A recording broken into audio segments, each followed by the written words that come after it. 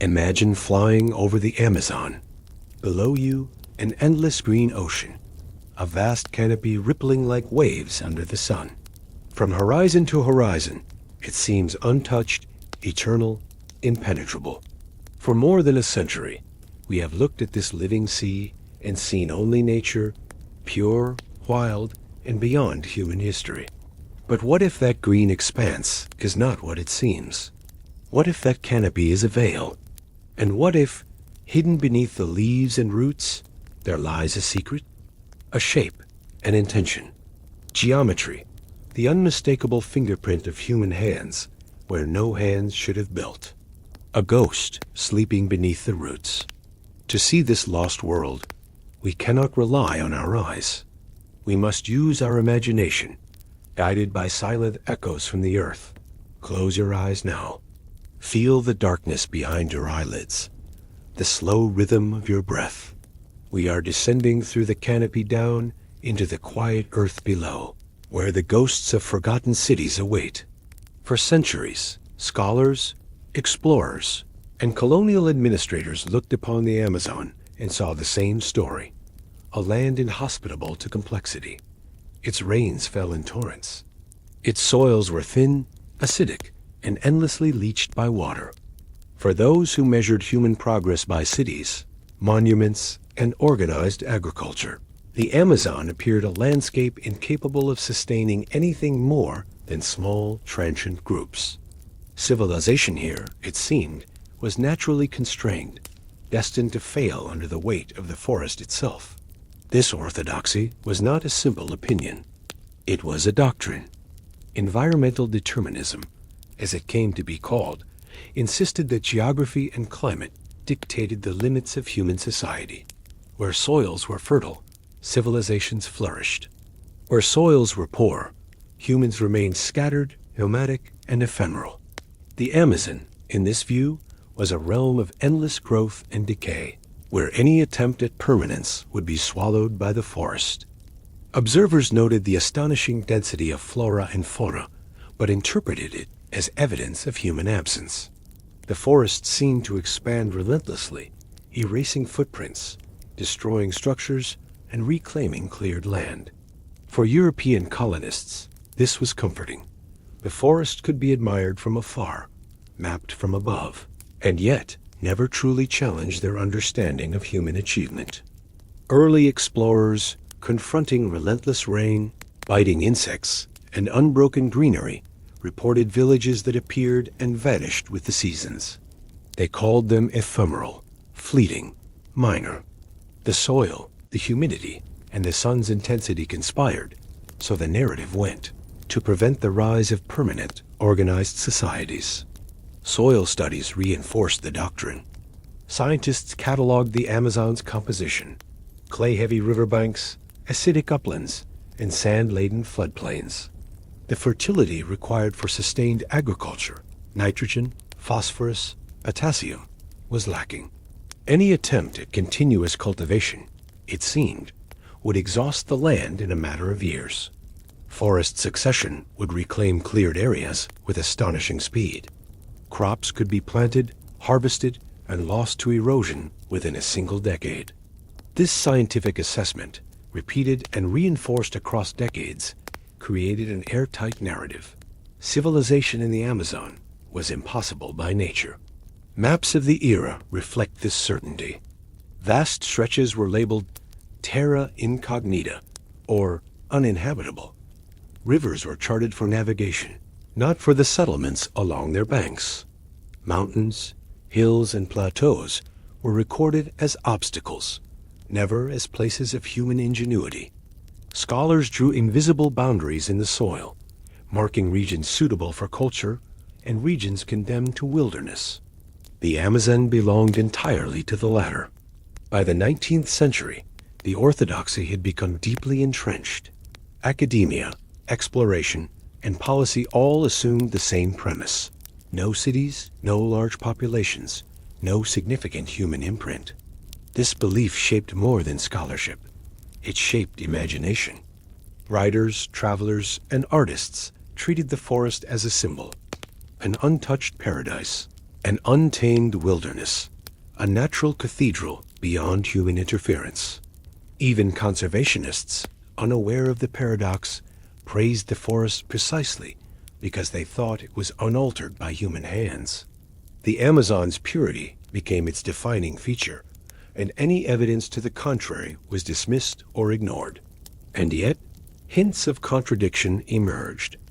In isolated regions, early settlers found pottery shards, charcoal remnants, and circular clearings. Pilots and aerial photographers occasionally recorded patterns that seemed geometric, artificial. Archaeologists stumbled across elevated mounds and terraces.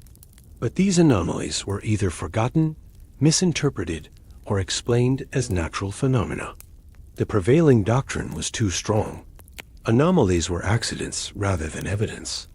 The orthodoxy's power lay not only in evidence, but in narrative comfort. It told Europeans that human history was a story of exceptions, not universality. Where soils were rich, we could marvel at ingenuity. Where soils were poor, we could rationalize emptiness. The Amazon became a canvas for imagination, a wilderness whose emptiness validated our assumptions. Nature alone governs here, scholars wrote. Man is incidental, fleeting, and minor. To imagine otherwise was to challenge centuries of authority and belief. This belief had consequences beyond academia. Colonial powers justified resource extraction, missionary activity, and later, scientific exploration by treating the land as effectively unclaimed. Indigenous people were marginalized in stories, reduced to anecdotes, and portrayed as minor actors in a forest dominated by flora. History itself was displaced by the aesthetic of wilderness. The forest became not only a subject of study, but a moral allegory, a place where humans were insignificant, where time itself seemed to flow differently. And yet, beneath this veneer of certainty, the forest held secrets. Soil enriched with charcoal and organic matter, a dark, fertile earth of unknown origin, lay quietly in the floodplains. These remnants hinted at human presence, but the orthodoxy remained deaf to their whispers. For those who believed in impossibility, silence was proof, and absence of stone was absence of civilization. The Amazon's supposed emptiness had become a mirror of human expectation. The forest was not entirely unknown, but it was interpreted through a lens that could not imagine cities in mud, streets in soil, and civilization in the tropics. What remained invisible was not gone. It had simply been rendered irrelevant by centuries of belief. The stage was set for a radical reinterpretation, a revolution that would come not from skepticism alone, but from a beam of light capable of seeing through the green. The story of the Amazon, as Europeans came to understand it, was not born of observation alone. It was born of expectation, imagination, and narrative. Early explorers arrived with preconceived notions of paradise and peril, carrying centuries of stories about untamed lands, monstrous creatures, and people living at the edge of civilization. Every dense forest, every river, every torrential downpour confirmed the lens through which they were already looking. And when their eyes could not find stone cities or monuments, they assumed the forest was empty, a wilderness untouched by human hands. Missionaries, sent to convert and chart the indigenous populations, reinforced the myth. They encountered scattered villages and small chiefdoms, interpreting them as the sum total of civilization. Tales of lost tribes and isolated cultures filled their letters and reports, and these accounts were eagerly absorbed by European audiences. The forest became a stage for human limitation, a place where only minor communities could exist, perpetually at the mercy of nature. These narratives ignored, minimized, or misread the signs of more complex societies that had thrived centuries before. Cartographers contributed to the illusion. Maps of the Amazon were dotted with rivers and mountains, but cities were conspicuously absent. When European mapmakers drew the contours of the land, they favored navigable waters and landmarks suitable for colonial expansion. Empty spaces were labeled as wilderness, dense forest, or impenetrable jungle. The forest's apparent emptiness became codified in the very tools used to understand it.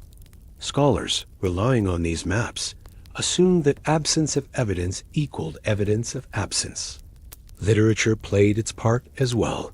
Chronicles, novels, and travelogues depicted the Amazon as a land of extremes, lush and untamed, beautiful and terrifying. Explorers were lauded for surviving it. The land itself was the antagonist. Any sign of human influence was romanticized as fleeting or incidental. The jungle became a moral and aesthetic allegory, a natural cathedral against which human ambition was measured and found wanting. Science, emerging in the 18th and 19th centuries, also confirmed the narrative. Reports on soil composition, rainfall, and flooding reinforced the orthodoxy of impossibility. Observers who documented pottery fragments, raised mounds, or unusual clearings often dismissed them as anomalies or natural formations. Even when evidence suggested human activity, it was interpreted within the framework of small, transient groups.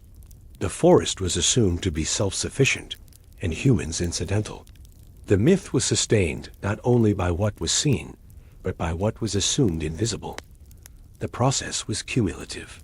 Generations of explorers, naturalists, and missionaries layered story upon story, each reinforcing the notion that the forest was empty of large-scale civilization.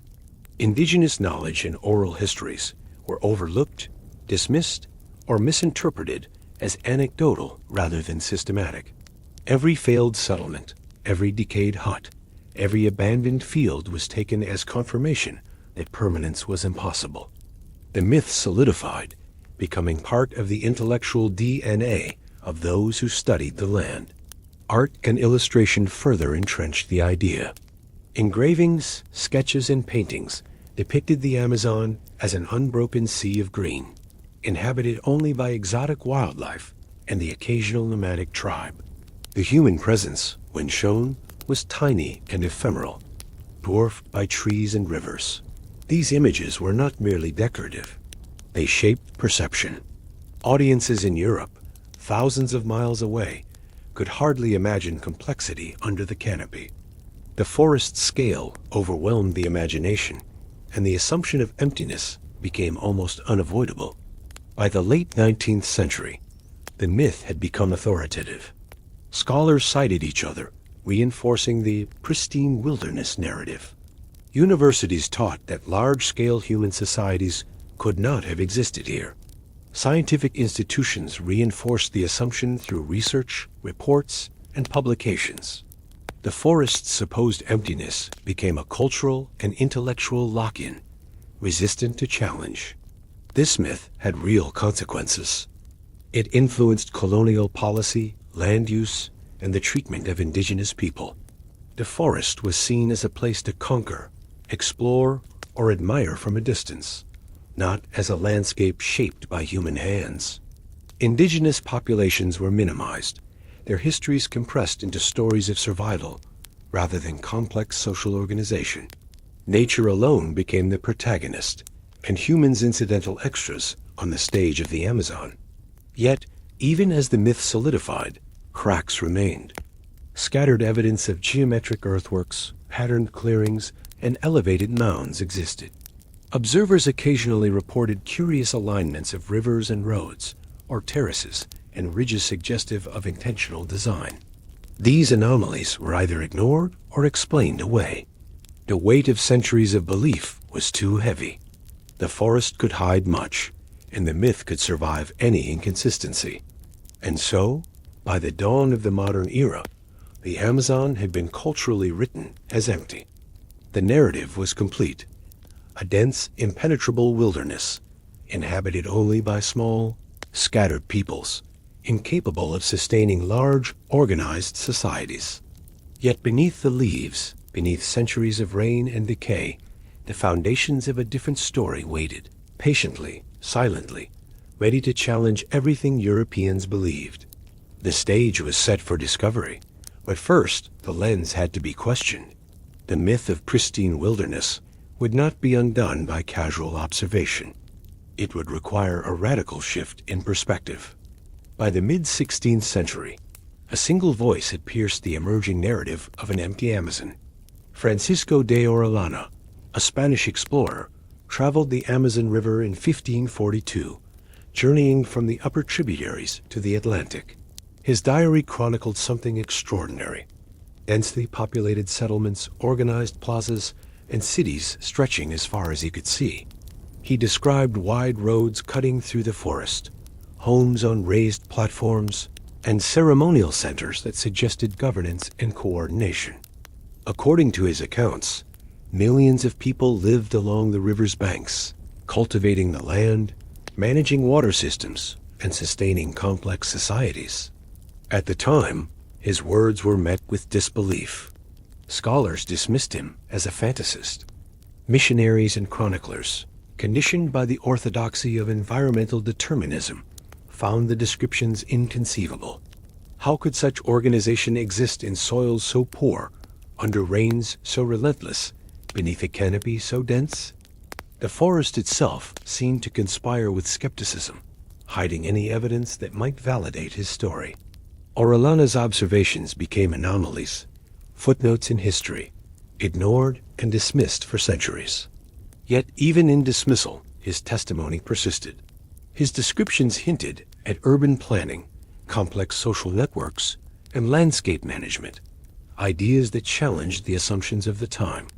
Roads running in straight lines, plazas forming geometric patterns, and elevated earthworks suggested intention, foresight, and coordination.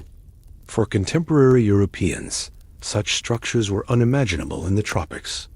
The notion that humans could create thriving cities under a forest canopy was incompatible with prevailing theories. Over the next 4 centuries, Orellana's narrative was overshadowed by the myth of pristine wilderness. Maps omitted settlements. Explorers emphasized survival over observation. Scholars reinforced the story that the Amazon was uninhabited. Indigenous peoples, their oral histories rich with tales of large villages and ceremonial centers, were marginalized. The forest became a symbol of emptiness, a vast green cathedral where humans were incidental. Orellana's cities, roads, and plazas vanished from collective memory, leaving only the faintest whisper of their existence. And yet, Orellana's testimony contained the blueprint of a lost civilization. He recorded not only the presence of people, but the structure of their society, trade networks, agricultural practices, and ceremonial hierarchies. His diary implied intentional modification of the environment, the creation of a sustainable system in a place long thought incapable of supporting complexity. To modern eyes, reading his words is like hearing the echo of a civilization before we had the tools to see it. His account stands at the boundary between myth and evidence, anticipation and verification. It is a historical hint of what later technology, Lidar, aerial photography, and soil analysis would confirm. Orellana saw the Amazon as it was in his time, a mosaic of human ingenuity hidden beneath relentless green. For centuries, his words were interpreted as exaggeration, yet they contained the first clear depiction of what the forest had actually preserved.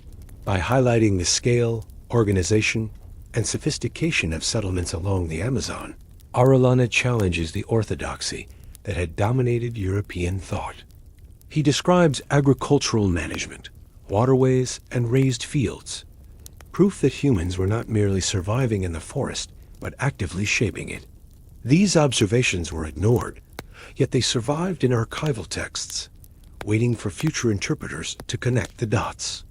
In this sense, Orellana becomes a bridge between centuries of myth and the revelation that would come centuries later. He is both witness and prophet, the first voice to document what modern science would eventually detect in the soil, in the mounds, and in the canopy itself. His diary embodies a challenge to the accepted story of the Amazon, that it was always pristine, always uninhabited, always impossible for humans to organize at scale. The forest, in Orellana's time, was neither empty nor wild in the sense we imagined. It was a living, managed landscape, with people cultivating, building, and thriving under a canopy that concealed their ingenuity. The cities he described were not of stone or iron, but of earth and vegetation. Their roads were not paved, but precise and deliberate. His record, though dismissed for centuries, remains a testament to human resilience and creativity in the face of what others assumed was impossibility. As the centuries passed, Orellana's Amazon faded from memory, buried under layers of myth, misinterpretation, and the seemingly unstoppable growth of the forest. Yet his voice remains, a whisper from a world that existed, a signal from the past that complexity thrived where orthodoxy insisted it could not. He is the climax of the first segment, the point at which the story of impossibility collides with the first human testimony that everything believed about the forest may have been wrong. In this quiet yet powerful moment, history begins to shift, preparing us to see what lies beneath the canopy, evidence waiting to be revealed, waiting for the light to fall. The Amazon hides its history beneath layers of green. From above, it appears endless, a living ocean of trees, lianas, and shadows. For centuries, explorers, scientists, and colonists assumed nothing lasting could exist beneath this canopy. The forest, with its torrential rains, acidic soils, and dense undergrowth, seemed a natural barrier to complexity. Any trace of human endeavor would vanish, erased by time and growth. Yet, the forest is not only concealment, it is a record. Subtle ridges, depressions, and alignments are etched into the land, faintly visible only to the most precise eyes. And now, technology allows us to read them. A beam of light, fired from the sky, measures the earth beneath, mapping every contour in extraordinary detail. This is Lidar, light detection and ranging. Lidar does not see trees, leaves, or animals. It sees the ground itself, even under dense vegetation. Millions of laser pulses strike the canopy every second. Each pulse returns, recording distance, angle, and elevation. The result is a digital terrain model, a map of what lies beneath, stripped of everything that hides it. The forest disappears, and in its place emerges a hidden architecture, written not in stone, but in earth and soil. The first impression is almost surreal. Lines appear where there should be none. Slight depressions form patterns. Subtle mounds hint at foundations, platforms, or ceremonial spaces.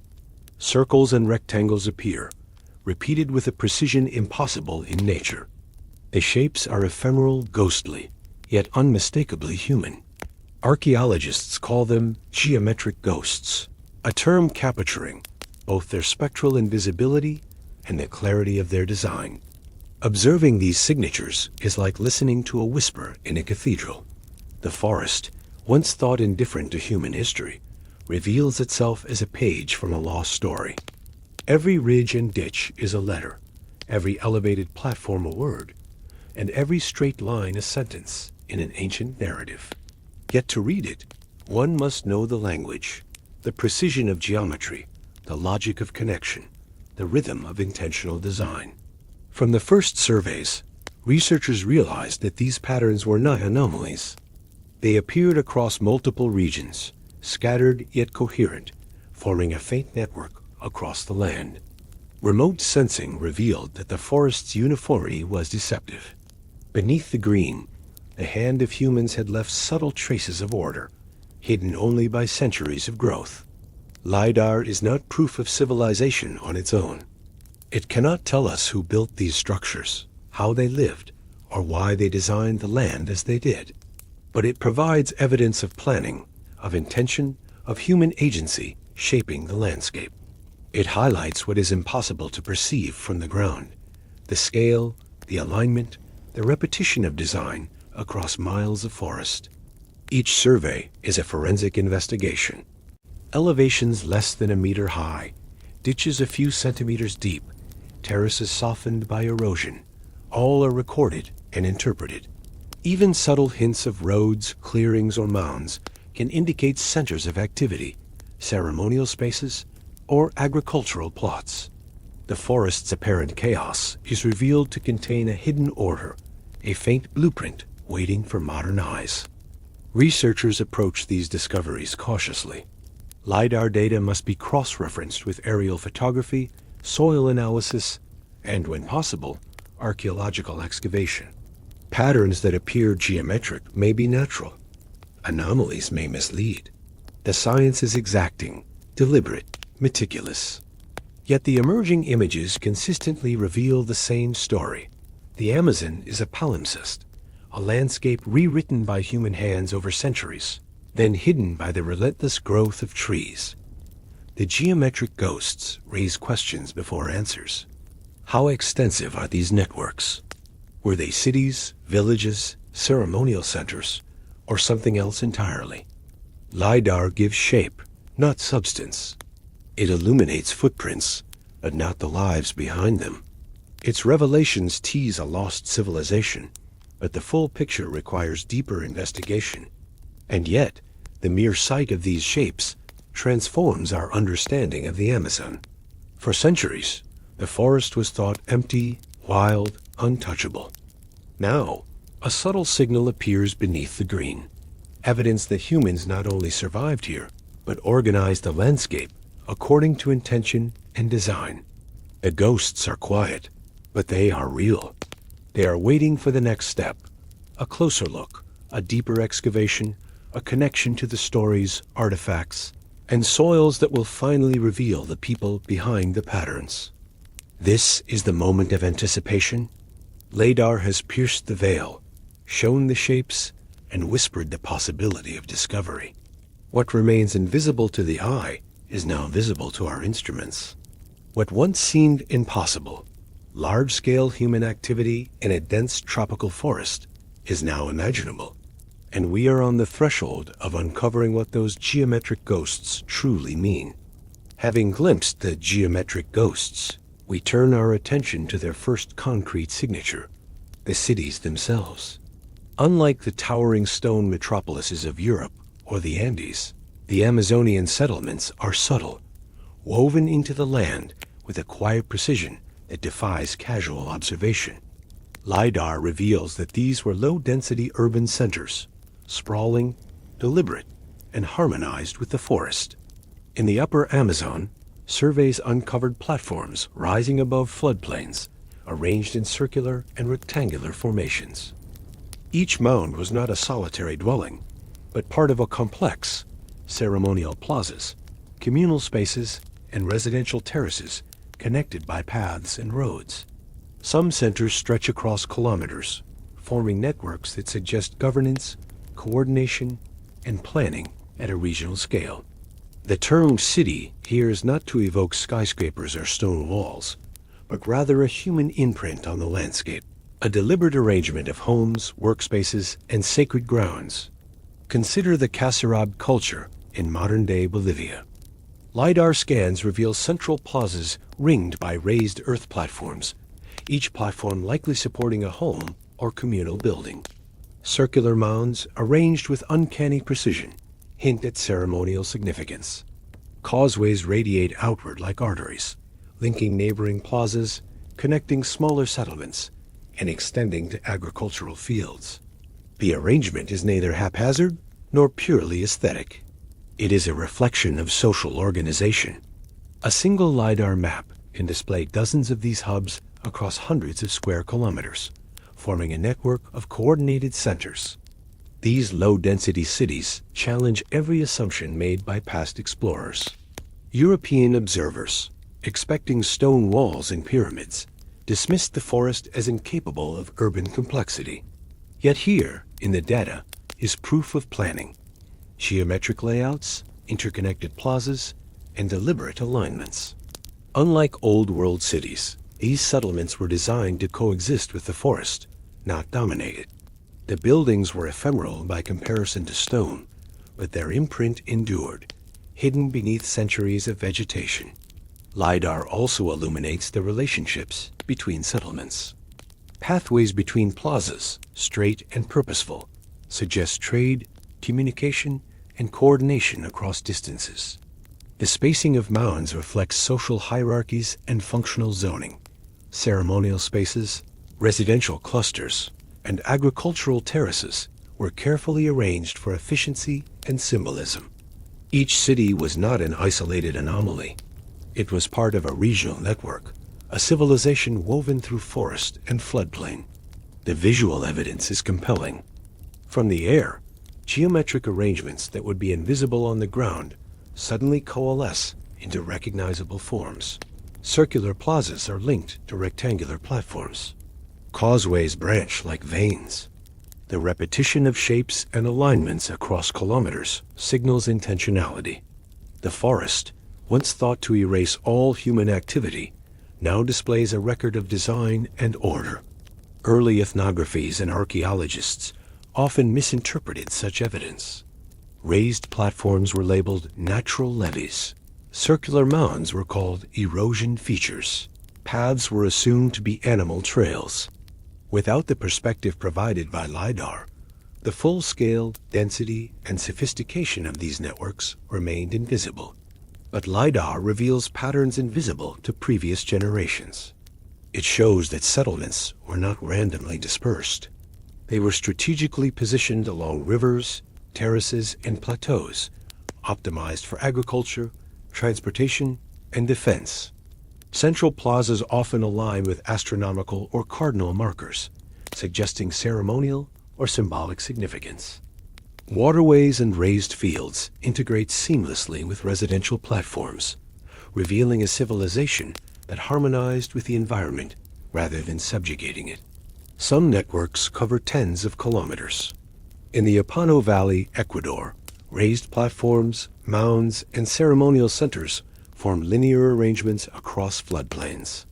In Bolivia, the Cacerab settlements display dense clusters of earthworks, interlinked by causeways extending for miles.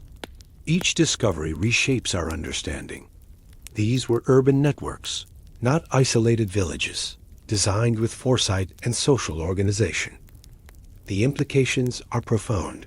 For decades, scholars assumed that tropical soils could not support large populations. A forest's density seemed a natural barrier.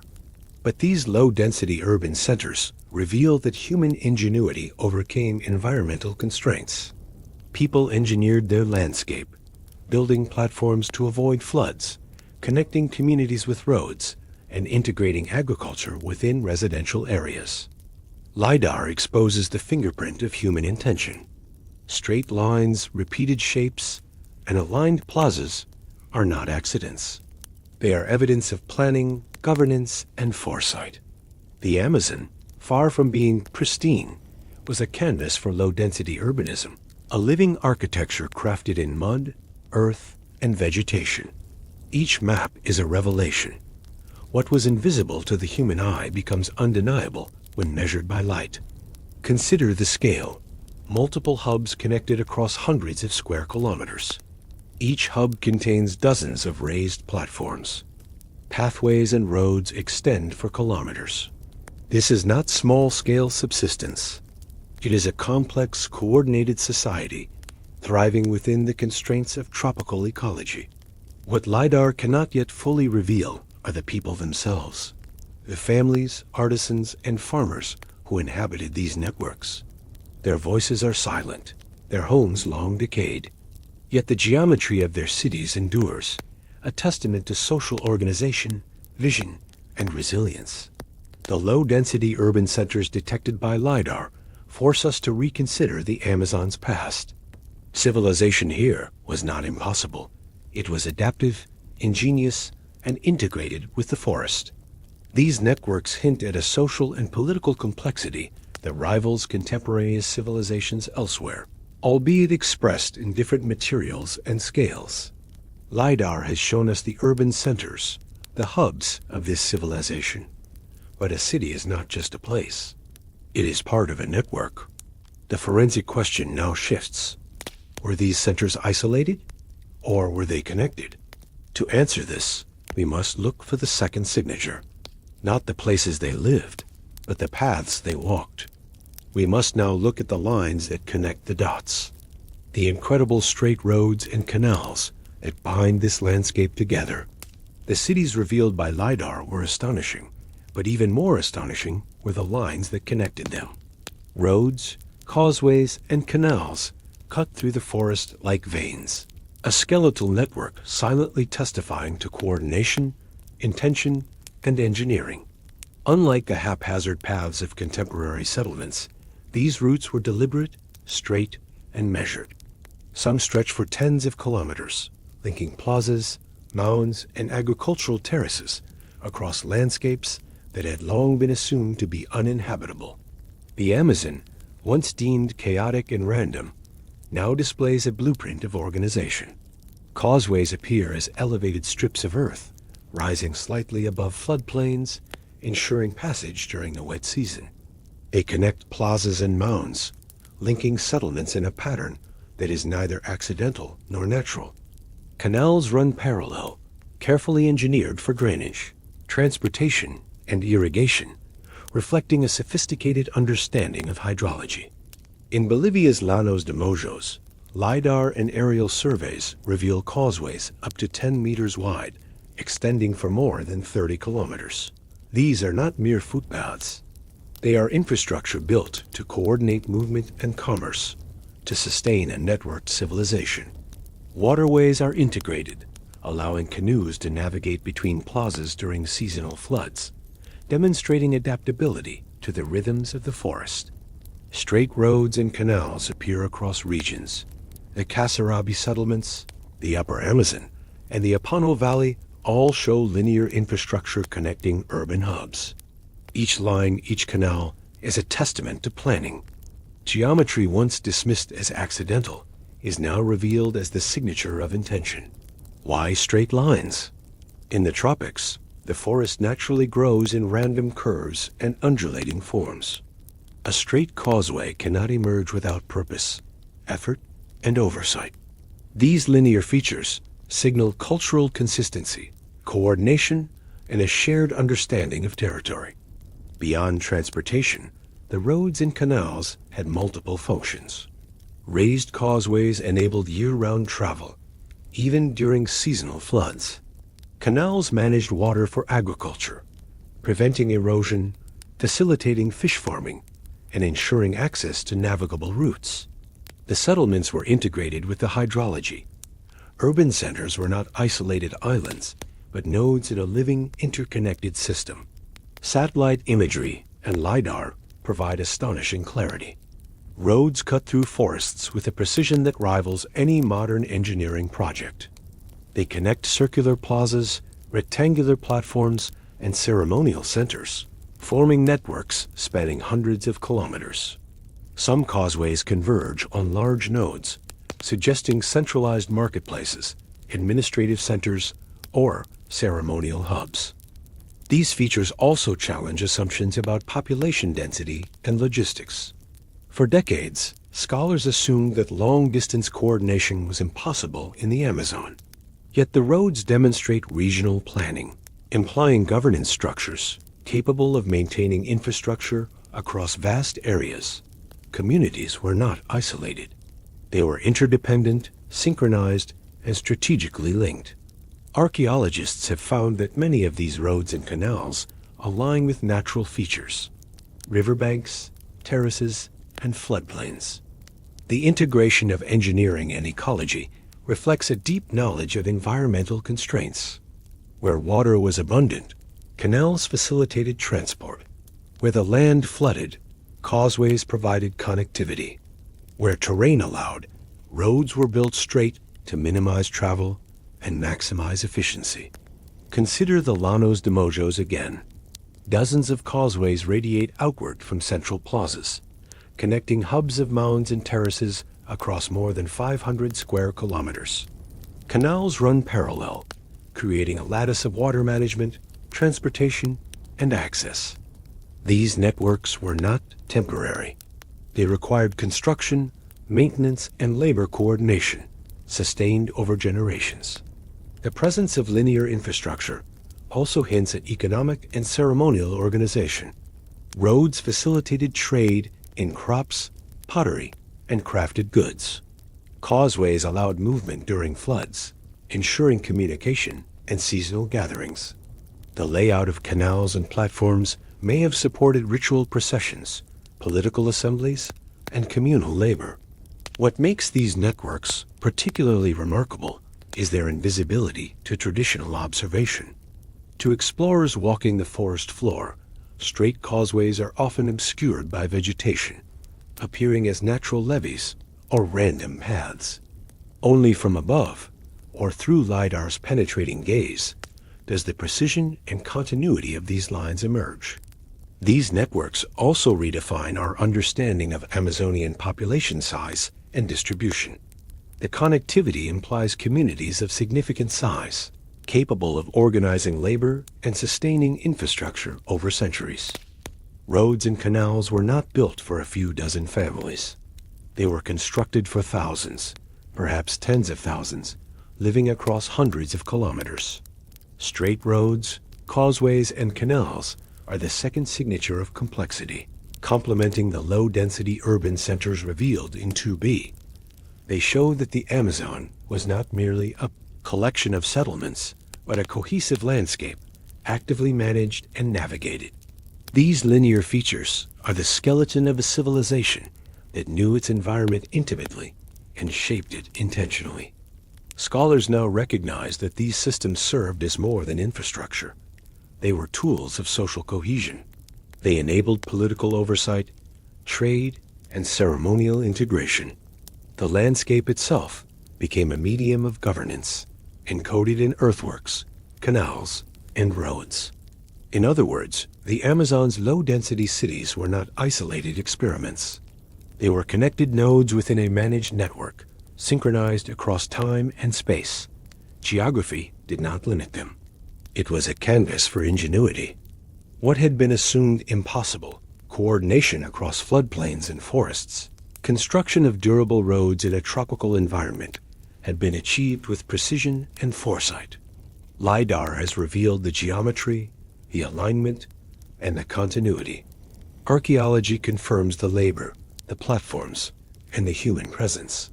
Together, they tell a story of landscape-scale planning, environmental mastery, and social coordination. As we trace these straight lines across the forest, a new vision of the Amazon emerges. One in which human communities were architects of their own space, constructing not only homes but networks, not only settlements but civilizations. Roads and canals are not just practical. They are symbolic and structural, embodying authority, connection, and shared purpose. The stage is now set for the third signature, the engineered landscapes themselves. The raised fields, terraces, and soil management strategies that made this urbanism sustainable. The cities and their connecting infrastructure are impressive, but they could not exist without the careful stewardship of the land itself. In the next segment, we will explore how the Amazonian peoples turned water, earth, and soil into tools, transforming an environment once deemed impossible into a thriving, interconnected civilization. Beyond the cities and their connecting roads, the Amazon reveals another astonishing secret. The land itself was engineered. To thrive in a rainforest so unpredictable, its inhabitants reshaped the earth, turning floodplains, swamps, and uplands into a network of functional landscapes. Imagine a vast floodplain after the seasonal rains. Water recedes, leaving pools, marshes, and fertile silt in some areas, barren clay in others.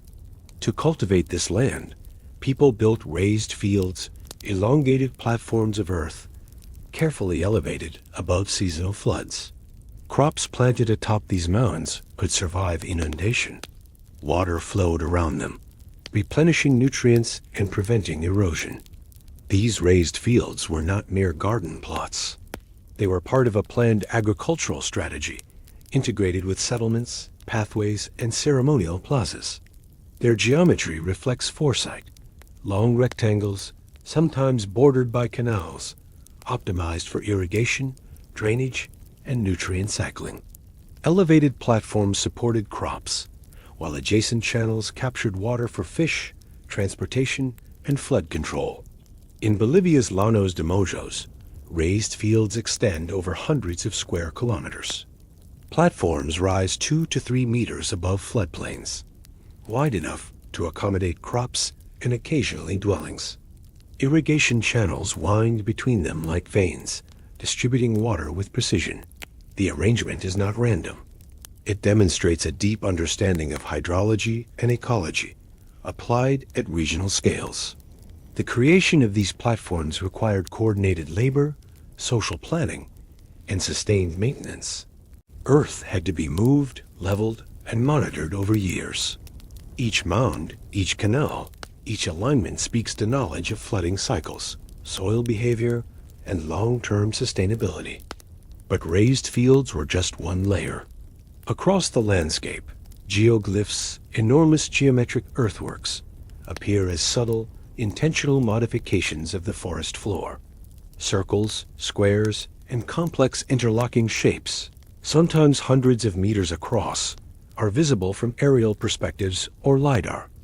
Their purpose may have been ceremonial, territorial, or agricultural, but their presence is undeniable, a signature of human intention on the land itself. Canals link platforms, mounds, and settlements, forming a hydraulic network. These channels are often straight or gently curved, deliberately positioned to manage water flow, transport materials, and perhaps even facilitate communication between hubs.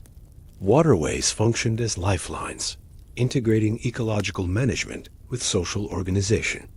In the upper Amazon, Lidar scans reveal raised platforms interwoven with forests. Each mound is part of a larger design: ceremonial plazas, residential areas, and agricultural terraces connected by roads and causeways. The precision of layouts, circular and rectangular formations, repeated across kilometers, demonstrates planning at scales previously unimagined in tropical landscapes. The repetition of shapes, the orientation of platforms, and the spacing of mounds suggest intentionality. Alignment with flood patterns, solar angles, or astronomical markers.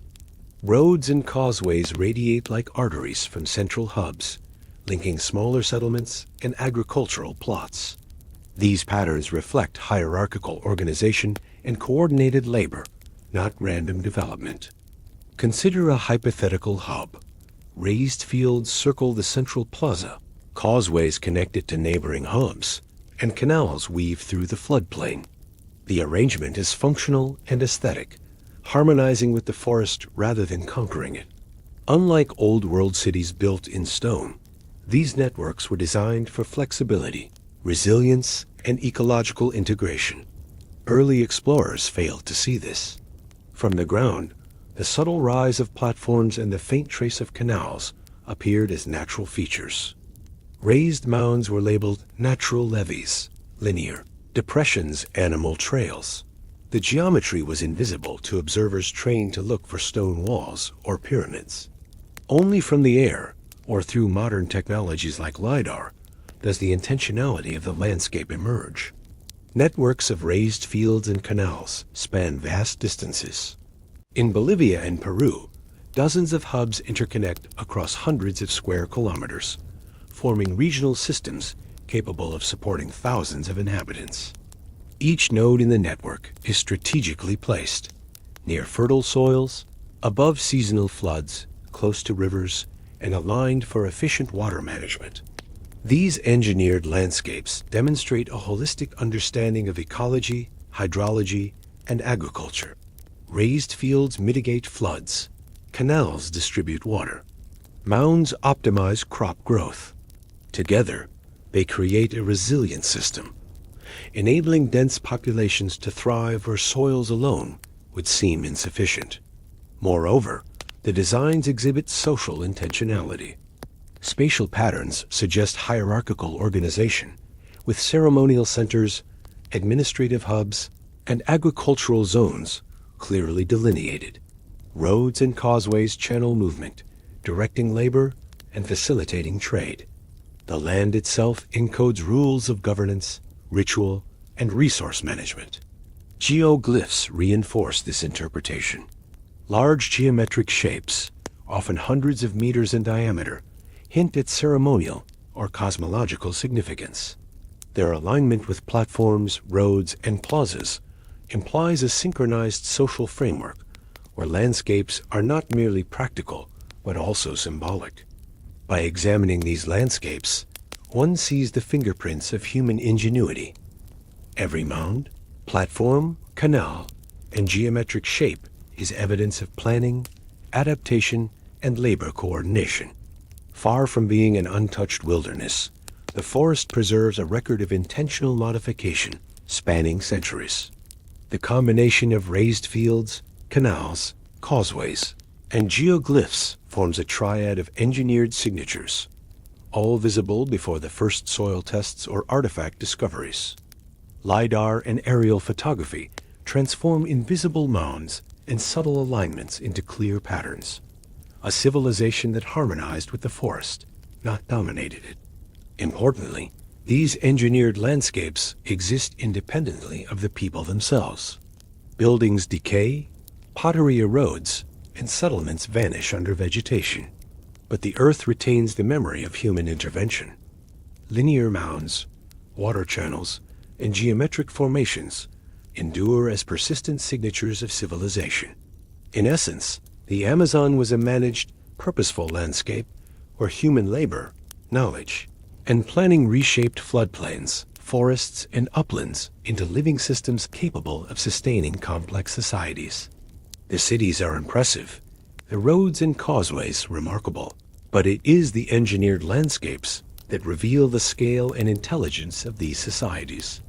Having documented cities and networks and seen how the landscape was shaped, we now approach the next phase, the anchor in reality, the soil itself, which will reveal the deep agricultural knowledge encoded in terra preta.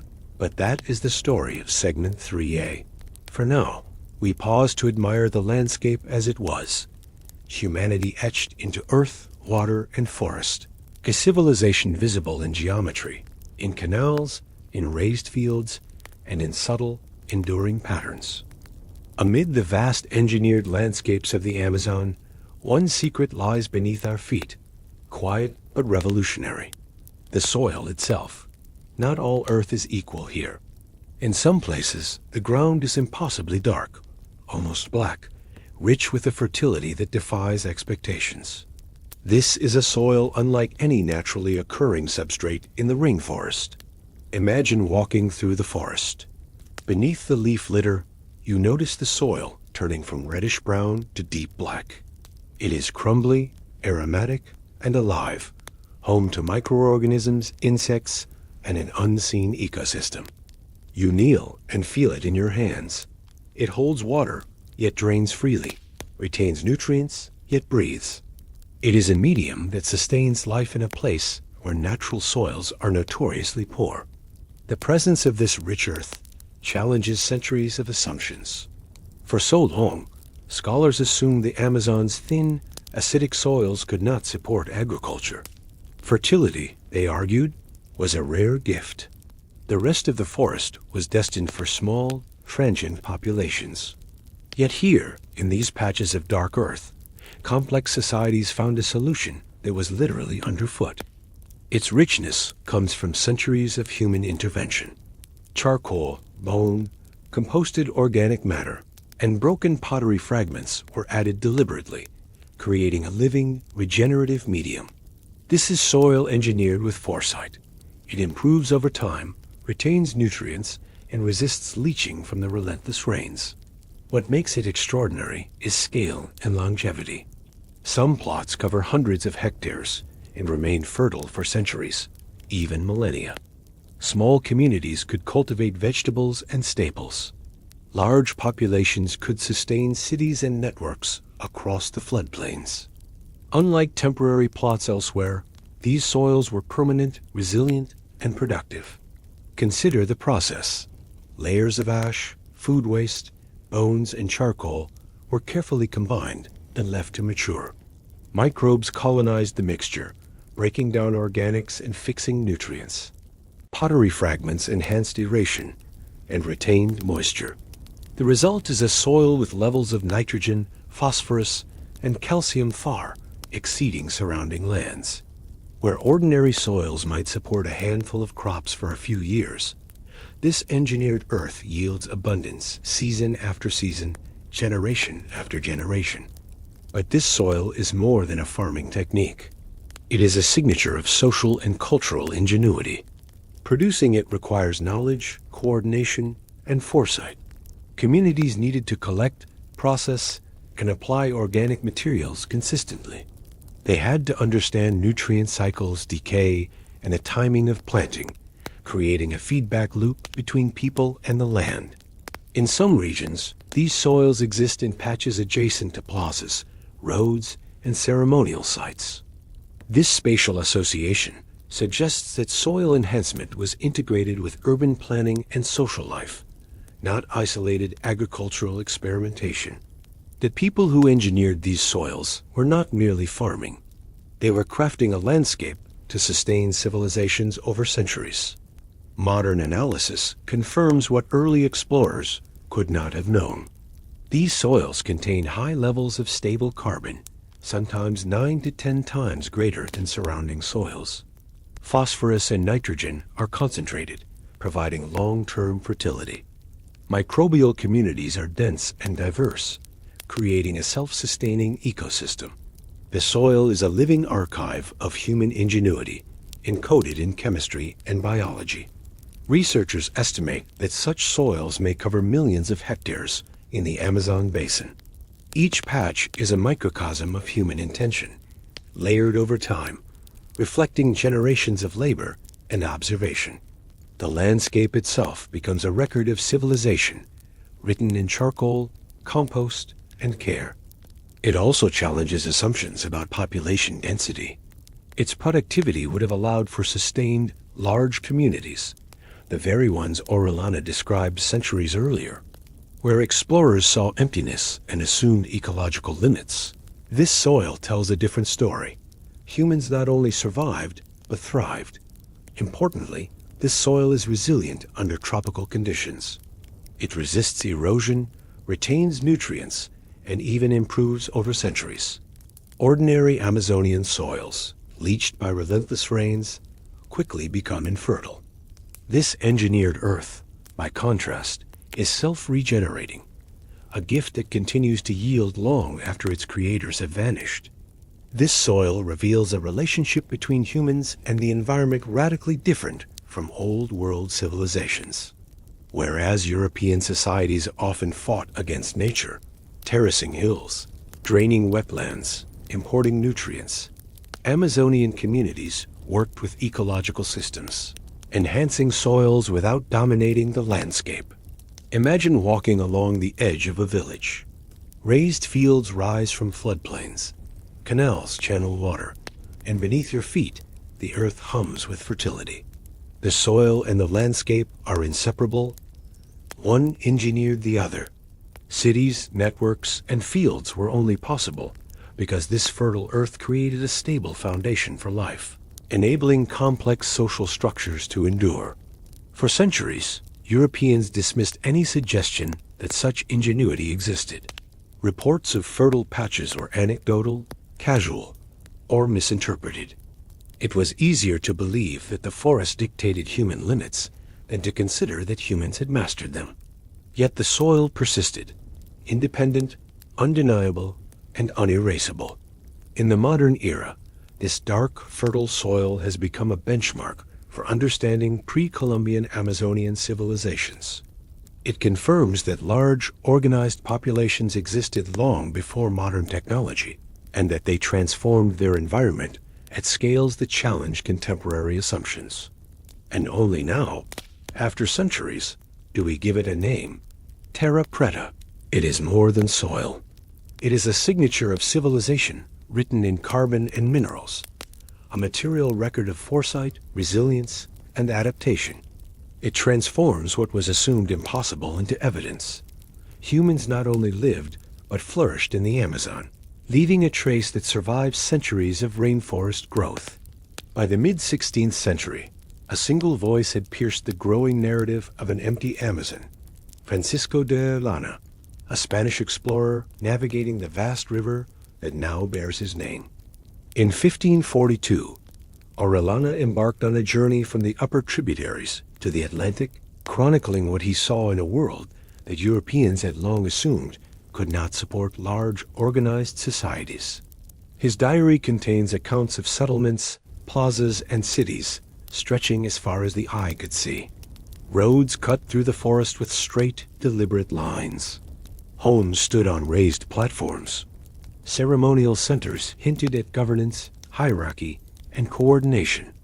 Orellana described not a scattering of minor villages, but a network of urban hubs along the riverbanks.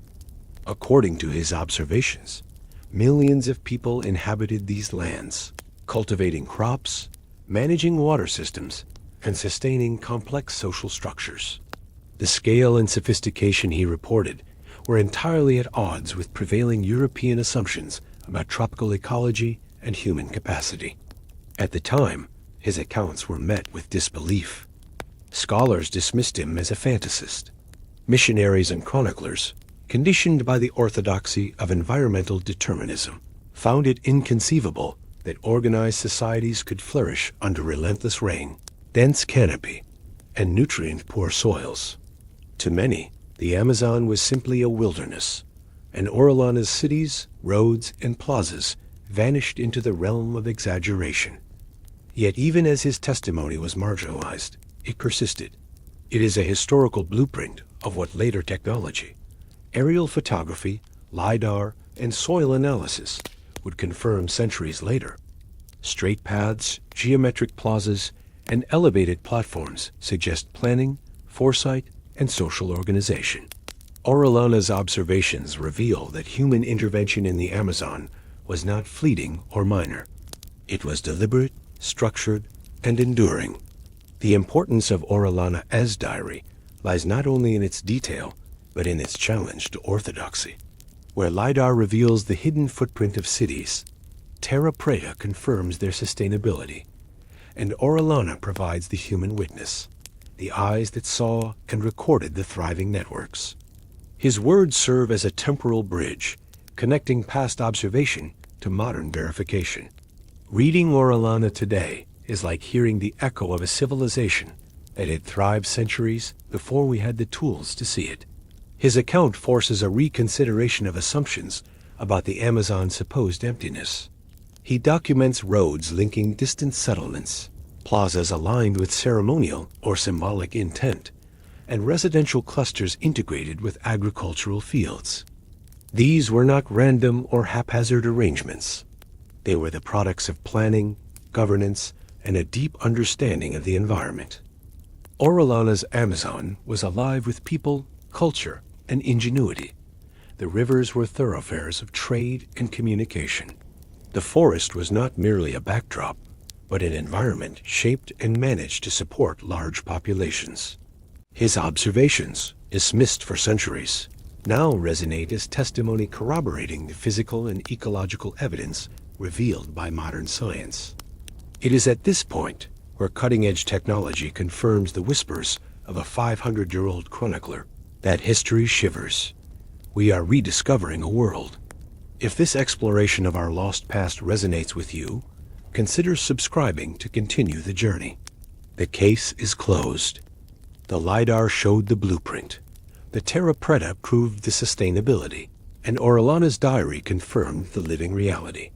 But this vindication opens a new, more haunting set of questions. We have proven that it existed, but what did it look like? What did it feel like to live in these garden cities of earth and trees? And if it was so vast, so successful, and so enduring, where did it all go? Why did a civilization of millions vanish so completely that it left nothing behind but ghosts? Forget the notion of jungle as impenetrable chaos. Forget the stories of a forest so dense that humans could not thrive. Close your eyes and let your imagination drift down through the canopy. Beneath the green, imagine a landscape that is part city, part orchard, part deliberate cultivation. The first thing you notice is the structure. Homes rise on earthen mounds, carefully engineered to stay above floodwaters. Each mound supports a single family dwelling or a communal building, the platforms arranged in geometric patterns that repeat across miles. From above, straight causeways stretch like veins, connecting neighborhoods, plazas, and ceremonial centers. They cut through the landscape with precision, cutting diagonals, forming squares, circles, and polygons. In between the causeways, the forest itself is different from what you expect. It is not untamed. It is a managed ecosystem, a carefully curated garden. Fruit trees avocado, Brazil nut, peach palm, and guava rise in even rows. Palms sway lightly in the wind.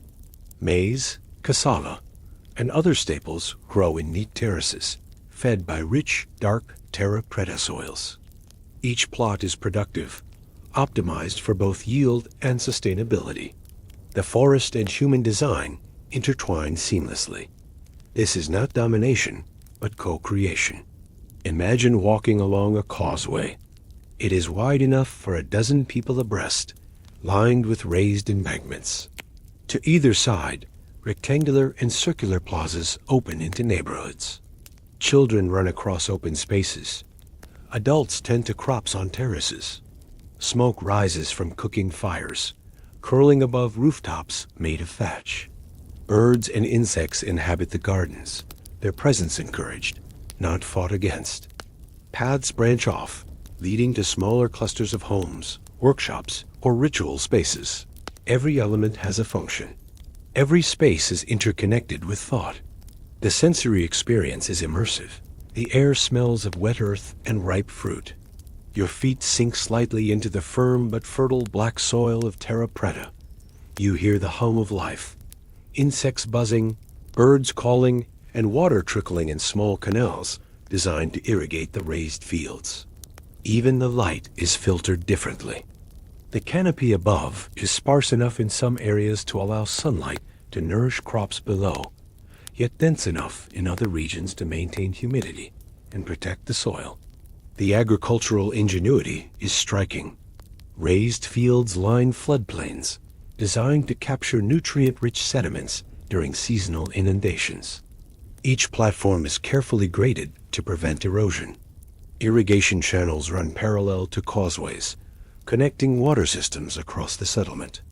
This is engineering integrated with ecology, humans shaping the land to support life, but without breaking its rhythms. And yet, despite this planning, the landscape feels alive. You are not walking through a rigid grid of concrete and stone. You are moving through a living, breathing city. Trees planted deliberately for fruit provide shade for pathways. Small lakes and ponds collect rainwater, supporting both agriculture and the biodiversity of the settlement. Even the wildlife is part of the design. Birds, fish, and small mammals inhabit spaces that humans intentionally left open. The scale is astonishing. Step back in your mind's eye and take in the region. Hundreds of platforms cluster in hubs. Causeways radiate outward like spokes on a wheel. Beyond these hubs, smaller settlements dot the landscape, connected through roads and rivers. A single city may stretch for tens of kilometers, each element meticulously placed for utility, social organization, and ceremonial function. The network is dense, and yet, from the ground level, it seems natural. The Amazon appears wild, but it is, in fact, a carefully managed garden city. Imagine the social rhythms of life here. In the plazas, people gather for markets, festivals, or governance. Communities rotate labor across fields, platforms, and workshops. Artisans craft pottery, tools, and ornaments, some of which are integrated into the very soil of terra preta, leaving a legacy that persists for centuries. Food is abundant, stored in raised granaries to withstand humidity and flooding. Roads are maintained, canals cleared, and embankments reinforced. The city functions as an organism, each part supporting the whole. Sound is a key part of this experience. Birds sing in orchards. Water flows in irrigation channels, sometimes gently, sometimes with force after rain. Children's voices echo across plazas. Occasionally, Ceremonial drums beat in patterns that carry across distances, signaling festivals or communal events. The forest is not silent, nor is it overpowering. It is harmonized with the hum of human life. Visualize the layout. Central plazas are framed by platforms, circular arrangements for rituals, rectangular platforms for homes and communal spaces. Causeways connect plazas to surrounding settlements. Forest corridors, deliberately planted and pruned, create shaded passageways. Between mounds, crops flourish in straight rows. Fruit trees line the edges of raised fields, providing food, shade, and structure. Even from aerial observation, the design is geometric, intentional, unmistakable. The sensory richness extends to taste and smell. You might imagine biting into a freshly harvested peach palm fruit, the aroma of roasted cassava rising from a cooking fire. You smell the rich black soil as your hands dig into a terrace, the faint scent of decomposed organic matter and charcoal, a reminder of human care across generations. Even the humidity carries the smell of fertile earth, of leaves and flowers, of life cultivated with intention. Step back and imagine the forest canopy lifting, revealing a mosaic: managed gardens, structured cities, and fertile fields. The Amazon is a pattern of life, a living manuscript of human ingenuity. The green ocean is not chaotic. It is a tapestry. Every mound, every road, every raised field is a brushstroke in a deliberate composition. What European observers once saw as empty wilderness is revealed as design on a grand scale. The garden city is not merely functional. It is aesthetic. Open spaces, water management, orchards, and platforms create a rhythm across the landscape. Patterns repeat across kilometers, but never feel monotonous. They are adaptive, responsive to the floodplain, the soil, the seasons. Human creativity is written into the very earth. Imagine the long-term vision. The builders of this city anticipated centuries. Raised platforms resist floods. Terra preta sustains crops indefinitely. Causeways and canals endure across generations. Communities thrive without exhausting their environment. This is sustainability, centuries before the concept existed in European thought. And yet, as you walk through this imagined city, a paradox emerges. The beauty, scale, and order are invisible today. The Amazon has regrown over these garden cities, and only traces remain detectable through Lidar, soil analysis, and archaeology. What was once an abundant, managed landscape has become a green veil, a jungle that conceals the deliberate artistry of human hands. This is the power of imagination grounded in evidence. Using modern technology and historical testimony, we can reconstruct a sensory vision of a civilization that thrived under a canopy. It was a city of earth and trees, of orchards and canals, of raised fields and communal spaces. It was a civilization intimately aware of its ecology, resilient to floods, and capable of sustaining millions. The Garden City teaches us to rethink everything. What we once imagined as wild, pristine, and untouched is, in fact, a palimpsest. Layers of human ingenuity and natural growth intertwined. Walking through this mental reconstruction, we see not only the city, but the philosophy behind it, a society in which humans did not dominate nature, but cooperated with it, enhancing it for survival, beauty, and sustainability. The case was closed. The blueprint was drawn in light, the soil proved the foundation, and the chronicler's words were finally vindicated. But a new question, larger than the others, rose from the silence. If it all truly existed, the roads, the plazas, the fields, the people, then how could it disappear so completely that even memory itself forgot? It is a paradox that haunts every explorer and every archaeologist who walks the Amazon today. A civilization vast enough to shape the earth, organized enough to sustain millions, and enduring enough to leave its chemistry in the soil. And yet it left no survivors, no stories, no ruins to cling to. The forest swallowed it whole. For centuries, the mystery was blamed on nature. Floods, droughts, the jungle reclaiming its due. But the evidence tells a more tragic, invisible truth. The end did not come with a sword. It came with a cough. Long before the first armored Spaniard pushed a canoe into these waters, the true invaders were already here. Invisible travelers carried on breath, sweat, and skin. Smallpox, measles, influenza. Diseases forged in the crowded crucible of the old world, where humans lived beside livestock. Cities swelled, and epidemics cycled endlessly. To the immune systems of the Americas, they were alien gods of death. No immunity, no warning, no understanding. It began innocently enough. A fever on a trader's skin, a rash on a messenger returning from a distant port. But trade routes were arteries, and rivers were veins. Each village that welcomed a traveler, each festival that gathered a crowd, became a new point of ignition. The contagion raced through networks faster than any soldier could march. It leapt from canoe to canoe, from hug to handshake, from prayer to breath.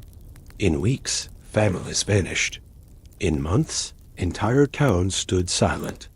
In a few short decades, the beating heart of a continent was stilled. Imagine the landscape at the height of it, smoke from funeral pyres curling through the canopy. The sudden quiet where drums once marked the rhythm of planting and harvest. Food rotting in baskets, fires gone cold, the laughter of children replaced by the hum of flies. Birds reclaiming plazas, crops overtaken by vines. Survivors, stunned and orphaned, fled into the interior, away from the great rivers that had once been their lifelines. They carried little more than memory, songs, fragments of language, whispers of gods now silent. But isolation brought no salvation. The forest they sought for refuge became a labyrinth of solitude. Within a generation, the chain was broken. Knowledge of how to make the black earth, how to tend the raised fields, how to navigate the calendar of floods and fruiting began to fade. With no one left to teach, entire systems of understanding vanished into the trees. The apocalypse had no witnesses. No armies marched, no cities burned. Only the quietest extinction imaginable, an ending by absence. Modern estimates suggest that between 90 and 95% of the population of the Americas perished in less than a century. Tens of millions of lives extinguished not by conquest, but by contact. It was the greatest demographic collapse in human history, and it happened before most Europeans ever saw the interior.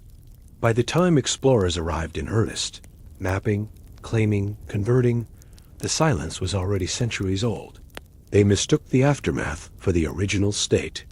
Where they saw endless wilderness, there had once been corridors of cultivation. Where they saw solitude, there had been songs. The world they discovered was not primeval. It was post-apocalyptic. Even the survivors, scattered, diminished, traumatized, could not comprehend the scale of what had been lost. Their ancestors' cities lay buried under vines and soil, their roads eroded to memory. They, too, became wanderers among ghosts. And so, when later chroniclers retraced Orellana's journey and found only silence, they assumed he had lied. How could a land once full of people appear so utterly empty? They did not yet understand that they were walking through the grave of a civilization, not the cradle of wilderness.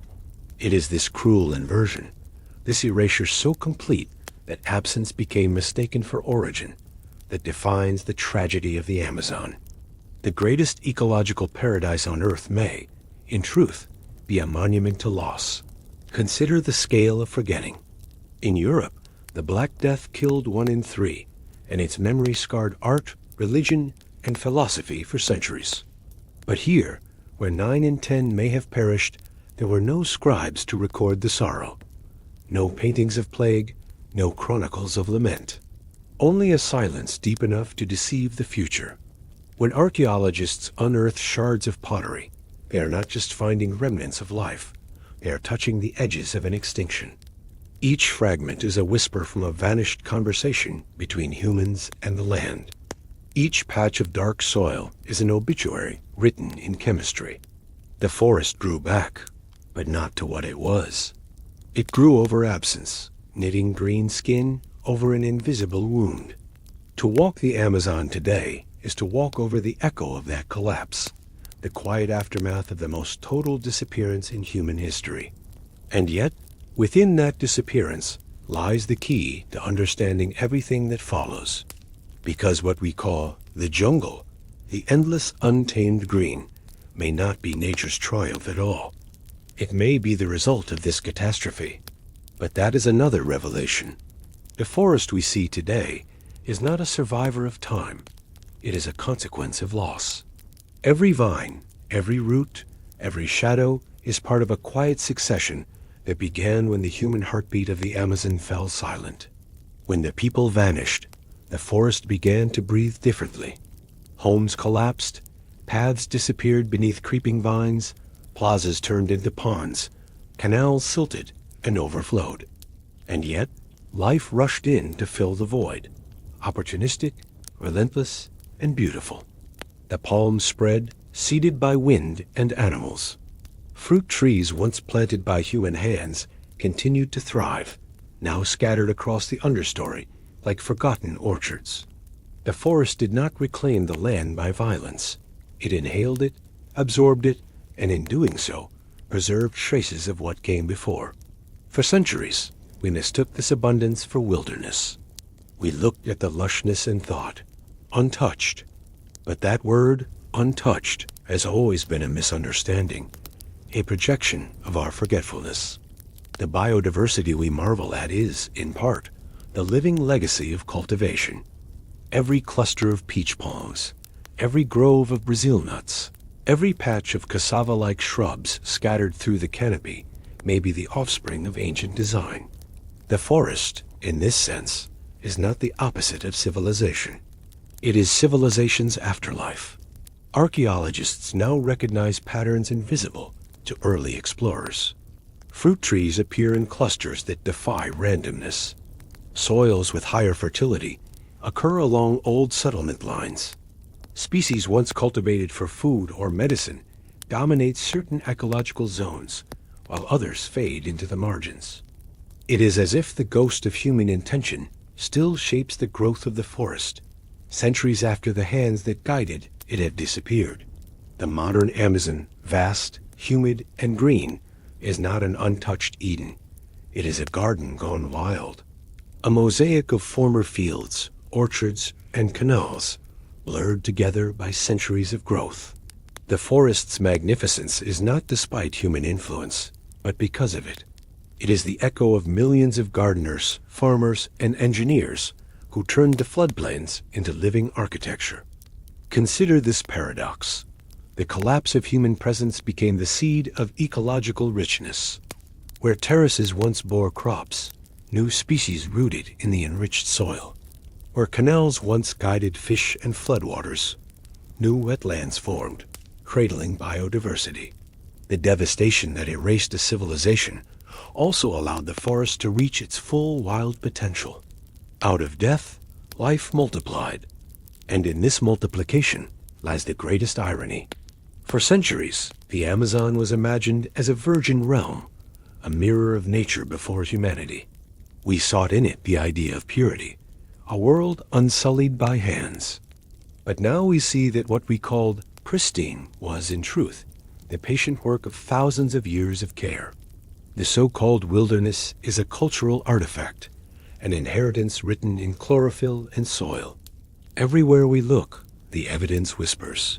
Straight roads turned into faint ridges beneath the canopy, circular plazas disguised as ponds, raised fields flattened, but still detectable in the texture of the land.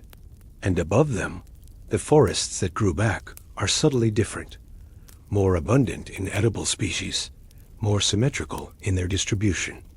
The hand of humanity lingers not in ruins, but in relationships between trees, rivers, and soil. The ecosystem itself remembers. Imagine walking there now. The air is thick with humidity, the light fractured into green gold by the canopy. You hear no human voices, only insects, birds, the distant rush of water. Yet beneath your feet, the soil is richer than any other on earth. You step on the bones of plazas, the ghosts of roads, the dust of civilizations that fed millions. You walk in a world that was made, not merely grown.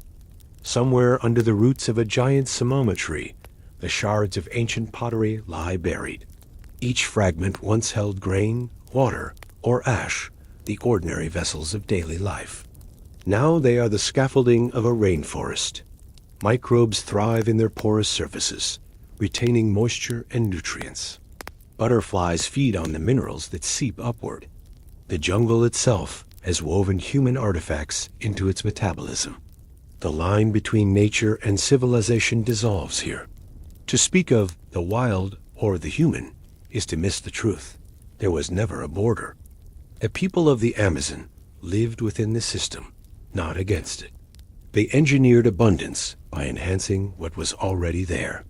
When they vanished, their work did not end. It transformed. The garden became a forest, and the forest became a living monument. This realization changes everything. The Amazon is not a relic of prehistory. It is a hybrid, half nature, half memory. Its diversity is not an accident of climate, but the outcome of human partnership. What we admire as wilderness is, in many ways, the success of a civilization that found balance, a civilization that built sustainability so perfectly that, even in its absence, the system endures. Modern ecology is beginning to grasp this idea. What we once called secondary forest, areas that regrew after disturbance, may actually be the forest returning to equilibrium with its human past. Many of its dominant trees, acai, cacao, rubber, and countless medicinal plants, flourish along the footprints of ancient settlements. The forest remembers the pattern of human cultivation, even if we forgot. To call the Amazon untouched is no longer humility. It is blindness. We are not the first to shape this landscape. We are the last to rediscover that it was already shaped. Every modern debate about preservation, sustainability, and climate is haunted by this revelation. The forest we seek to protect is, in a profound way, a human legacy. And perhaps that is its most powerful truth. The civilization of the Amazon never truly ended. It changed form, from architecture to ecology, from roads to root systems, from memory to metabolism. Its monuments are alive, green, and growing. Its legacy feeds animals, shelters insects, and filters the air we breathe. The people who vanished became the forest itself. Stand still for a moment. Imagine the silence. Birdsong echoes across the canopy. Light moves through mist. Beneath the leaves, black earth breathes slowly, enriched by hands long gone. Every gust of wind carries a trace of human breath, diffused through time. What we call the jungle is, in truth, a vast, living memorial. And as you gaze upon it, you may feel the quiet reversal of a story we thought we knew. The Amazon is not the last untouched wilderness. It is the first great proof that humans and nature can build paradise together, even if paradise must, in the end, forget who planted it. But that silence is not an ending. It is the breath before reflection. Because if the forest remembers, then so must we. Our journey began with a beam of light piercing the dense green canopy of the Amazon, revealing the impossible. A rainforest once thought to be untouched wilderness, now unfolded as a complex, managed landscape. For decades, scholars assumed these lands were inhospitable, their soils infertile, their forests impenetrable. Yet Lidar's gaze penetrated centuries of vegetation, exposing earthworks, causeways, plazas, and raised fields, the blueprints of civilizations that once thrived here. We discovered the ghost cities, low-density urban centers that harmonized with their environment rather than dominated it. Circular plazas linked to rectangular platforms, causeways stretching across floodplains, and clusters of raised mounds spoke of planning, coordination, and social organization on a scale that rivals contemporaneous civilizations elsewhere. The geometry of these settlements, invisible to the human eye for generations, became undeniable evidence of foresight, labor, and community. Beneath the forest floor, Terra Preta whispered the story of sustained agriculture, ingenuity, and ecological mastery. Dark, rich soils, layered with charcoal, bones, pottery, and composted organic matter, sustained populations for centuries. Microbial communities thrived, nutrients were retained, and fields remained fertile despite the challenges of tropical ecology. Terra Preta is not merely soil. It is civilization itself encoded in carbon and minerals, a living archive of human adaptation, resilience, and knowledge. And then there was Orellana, whose diary anchored these discoveries in lived reality. His first-hand observations, once dismissed as exaggeration, were vindicated by Lidar and the fertile soils beneath our feet. The cities he described, the rivers he navigated, the people he encountered, they were no longer mere chronicles or conjecture. They were confirmed, tangible, and human. His testimony now resonates not as legend, but as a bridge across 5 centuries, connecting our understanding of the past to the evidence we can now see. As we revisited the imaginative reconstruction of these landscapes, the Amazon transformed before our mind's eyes. Gone is the misconception of endless jungle. In its place, we saw orchard-like forests, carefully managed and interwoven with residential platforms and ceremonial plazas. Homes perched atop mounds to survive floods, wide causeways connecting neighborhoods, and fertile terra preta fields cultivated for sustenance and abundance. The cities of earth and trees were alive with movement, labor, and purpose, a symphony of human design harmonized with ecology.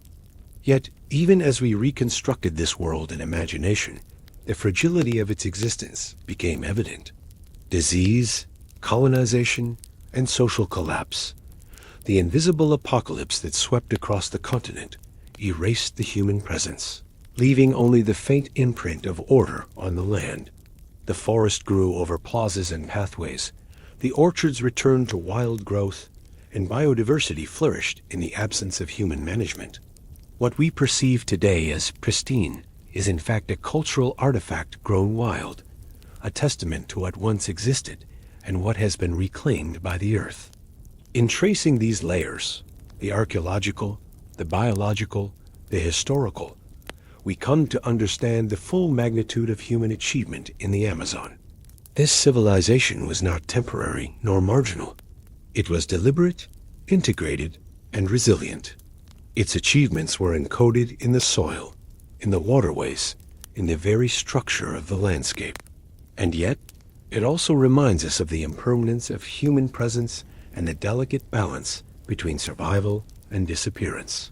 We are left to contemplate the paradox of existence, that a civilization so vast, so organized, and so harmonious with nature could vanish almost completely, leaving behind only whispers of its former grandeur.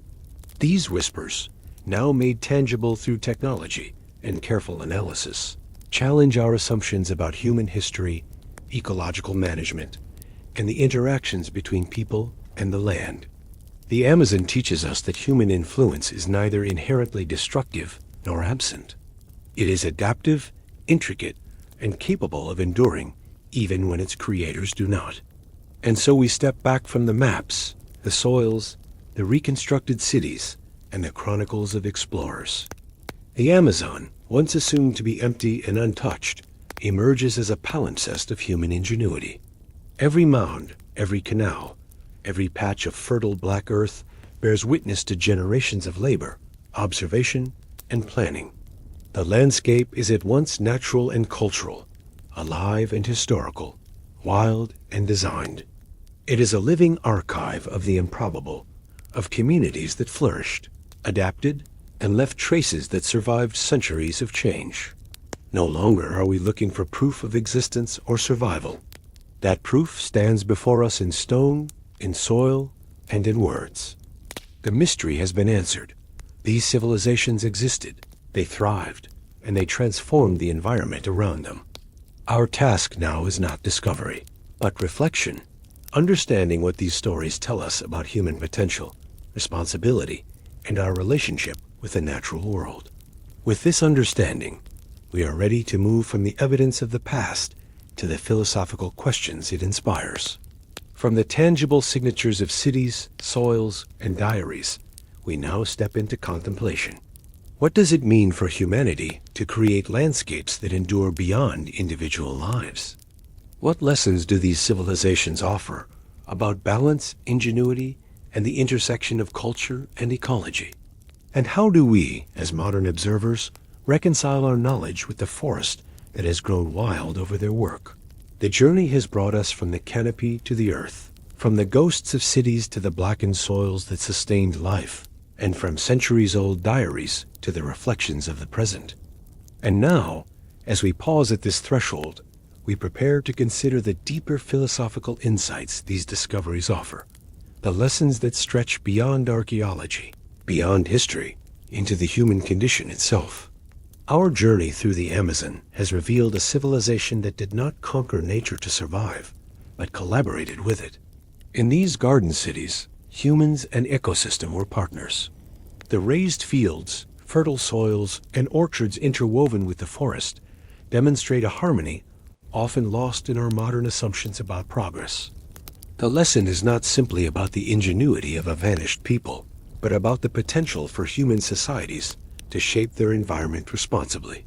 Civilization need not be synonymous with exploitation. It can coexist with the living world, enhancing and nurturing it. The Amazon teaches us about duality, fragility, and resilience. The fragile societies that once thrived here were vulnerable to disease and disruption, yet the forest, resilient and adaptive, reclaimed and transformed the landscape. What they built was not destroyed in vain. It persists, hidden and integrated within the natural cycles of the rainforest. In reflecting on this, we confront the fundamental question: how might modern civilizations reimagine their relationship with the natural world? The Amazon's past is not merely a cautionary tale, nor a romantic vision of harmony. It is evidence that the limits of human impact are defined not only by technology, but by ethics, foresight, and understanding of ecological systems. Ultimately, this grand reflection challenges our assumptions about progress. The grandeur of human achievement is not measured only in monuments or empires, but in the balance we strike between our ambition and the living landscapes we inhabit. Here, in the garden cities of earth and trees, we find a model of creativity, foresight, and restraint, a silent philosophy inscribed in soil, water, and wood. As we trace the layers of Amazonian soil and follow the outlines of lost cities, we confront a truth about ourselves. We are a species prone to forgetting. The landscapes we walk today carry the memory of countless generations, yet we seldom perceive it. Every patch of terra preta, every orchard that has grown wild, is a testament to hands that planned, planted, and nurtured life long before arrival. Humanity often interprets wilderness as untouched, pristine, and eternal.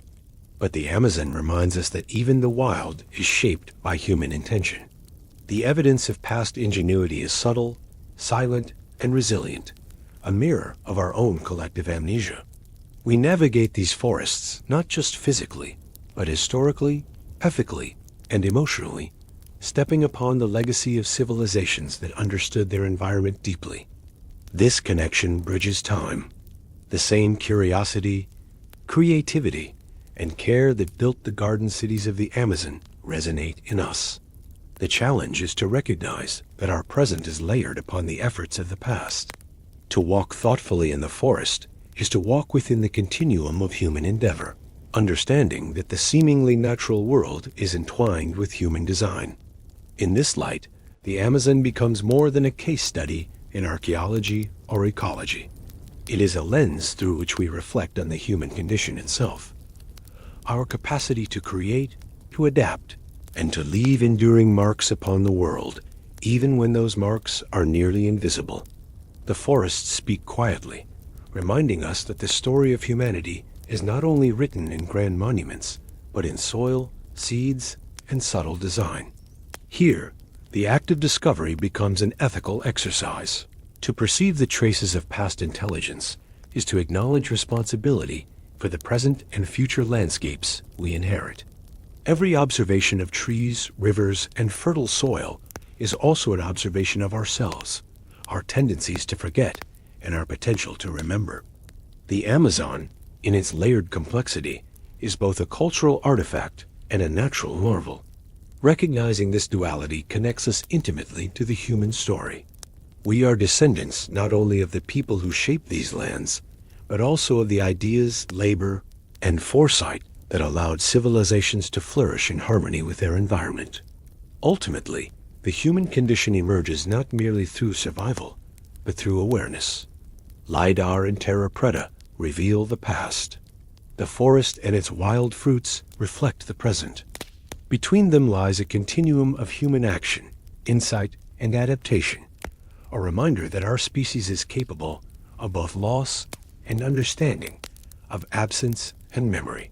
As the day wanes and shadows lengthen across the forest, imagine the quiet pulse of life around you. The air is heavy with moisture, carrying the scent of damp earth and flowering trees. Insects hum a soft, continuous rhythm, punctuated by the distant call of a bird or the drip of water from leaf to leaf. Beneath your feet, the dark, rich soil hums with history. Each handful of earth holds layers of human care, decomposition, and cultivation. Terra preta is more than nutrient-rich ground. It is memory incarnate, a palimpsest of civilizations whose hands once shaped every mound, channel, and orchard. Walk slowly along imagined causeways, feeling the gentle rise of earthen platforms beneath you. Wide avenues connect clusters of homes and communal spaces, their design deliberate, guiding movement and sight. Between these paths, orchard forests stretch, managed yet wild, a lattice of fruit trees, palms, and fertile soil. The sun filters through the canopy, dappled light marking spaces once alive with human activity. Listen closely. The forest does not roar, it breathes. Each rustle of leaves, each sway of a branch, is the accumulated echo of generations. Here, the natural and the cultural intertwine seamlessly. The Amazon is at once a wild sanctuary and a testament to design. Imagine the wind moving across a plaza, carrying the scent of cacao, manioc, and flowering guava. The air itself is alive with the legacy of human presence. As you move deeper into this meditative vision, allow your senses to become a bridge across centuries. Feel the pulse of life sustained by careful soil management, the rhythm of cultivation interwoven with nature's cadence. Imagine hands planting, tending, and harvesting, repeating cycles that have endured long before modern memory. Pause. Let your awareness expand to the sounds, textures, and subtle energies around you. Every fallen leaf, every twisted root, every shadowed pool carries the weight of human intention layered into the ecosystem. The Amazon is not simply forest. It is a living archive of adaptation, resilience, and creativity. In this quiet meditation, you are both observer and participant.